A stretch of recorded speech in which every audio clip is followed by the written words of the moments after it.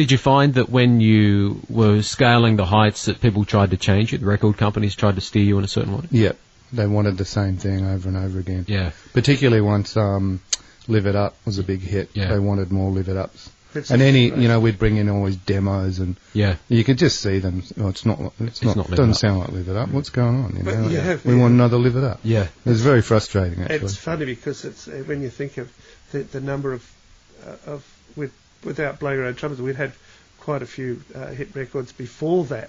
It was funny. It's all of a sudden then people start to the record companies start to sort of get really tight about things when it would. Yeah. It's really, we didn't know what we were doing, and I'm sure that they didn't know what we were doing either. And for them to tell us it wasn't really not the right idea. Yeah. I mean, we've mentioned Live It Up quite a few times. It is, when I think of Mental as Anything, I think of Live It Up. And it's a great song. It's it would be in one of my top 10 songs of all time. It's a brilliant song.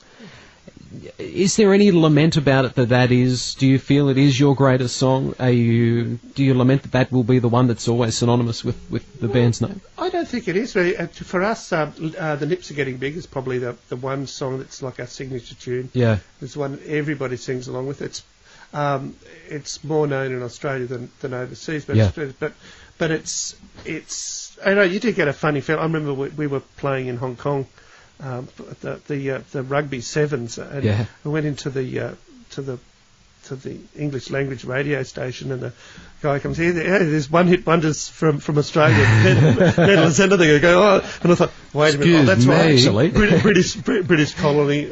Well, that's what we are there. So it's like. You have to.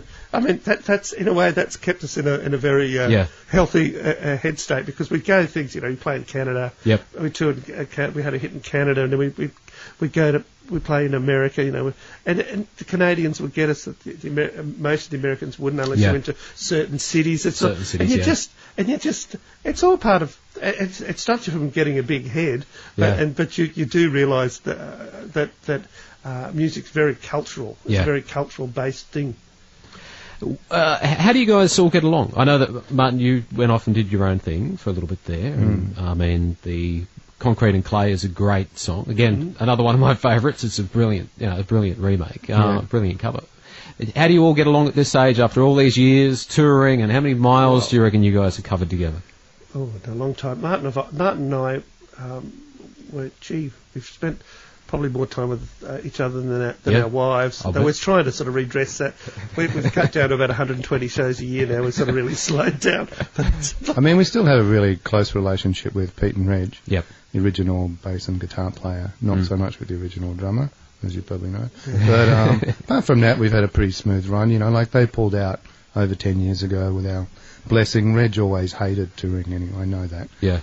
And because he was the first one to have kids too, so all those years we were slogging around months on end, that's a long, to miss a few months of a little kid growing up is really horrible, It's wrong. So we were guilty. And so he was always really miserable. So like when Pete and Reg, they said, look, you guys have always been the face of the band. Yeah. I'm sure you can continue, and Greedy and I thought about it, and so we're still really great pals. We we see them all the time. Well, I bumped into Pete today, and I just spoke to Reg on the phone, and they're happy artists, and they've got their dog trumpet band as well. I think they're putting out a new so it's worked out pretty well, really. But it's funny that we've been in the same job. Most people don't stay in the same job with the same company for that long. No.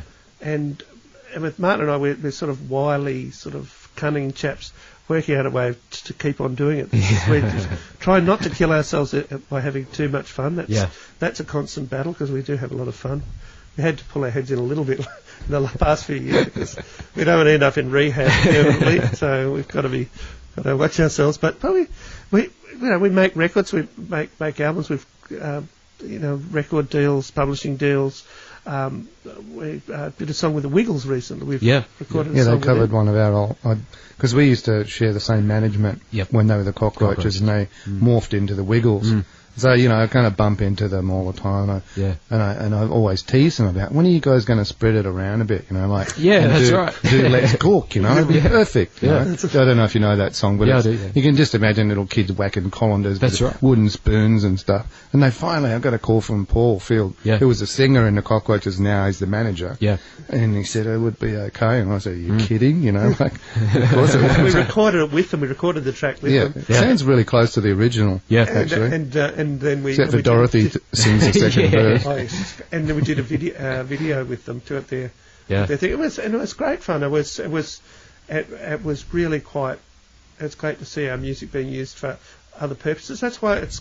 The whole thing about this is like playing... There's many different varieties of shows, playing different areas. Like we do a lot of travelling and that, but we try to be home during the week to do the mowing and all the fun stuff and all the good things. But you do get off on the variety. I think that's important. You don't want to play the same pub or the same concert hall or that. But so that's what keeps it interesting for us. You to me are sweet as roses in the morning. You to me are soft as summer rain at dawn. The love we share, that's something rare. The sidewalks in the streets, the concrete and the clay, beneath my feet begin to crumble, but life will never die, because we'll see the mountains tumble. Has your taste changed in music over the years? It's strange that your tastes have stayed fairly, you've stayed along. It's a good question, because some things I used to like, I don't like. But I was watching the black and white Roy Orbison, that live thing that Elvis Costello put together the other night, and I had tears rolling down my cheeks. And that guy still gets me every time, It was incredible.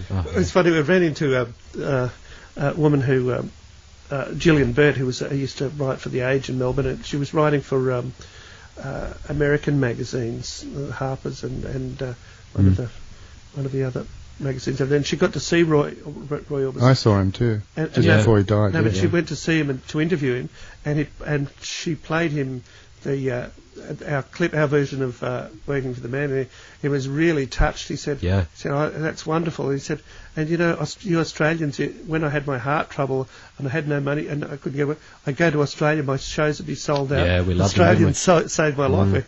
He should have just come again a bit earlier. We would have saved heard that story before. No, I heard it. That's a good one. At Reg's book launch, Reg Mombassa book launch. I wasn't paying attention. You were too interested in looking at the book. I was there, but not there. He's an incredible story, Reg. I mean, for what he achieved with you guys, and his art is phenomenal. Yeah, he was constantly, never wasted a minute. Yeah. When we were touring around, he was always drawing. Yeah. Not when he was driving, obviously, but he was always like doing these little charcoal sketches of grabs of scenery, and then he would colour them in later on in the motel room, It's good. In a way, that's why the best thing about his book is that you can see what it was like, because it's hard to remember some of that stuff. It's a whole other story. Guys, what does the future hold? Obviously, who knows? You're just sort of making it up as you go still? Pretty much. Yeah. I think so. We're making music and new songs and recording new things to do. I think it's now it's for us, the challenge is getting the live show really in terms of we've got really good musicians. We've got Slim Dusty's drummer, Slim Di, who was in Hypnotics before that. But he was Slim's live drummer for 15 years, Robbie Suter, and he keeps pretty good time. We've got a boy from Rocky on the bass who's been around in lots of bands. It took him out of the New Zealand metal as anything. Oh, exponents. Yeah. And a proper Kiwi to replace one of our missing Kiwis, Mike Kahn, who's Exceptional guitar player. Yeah, he's good. He's a bit of a, knows all the chords and to put his fingers on the fretboard.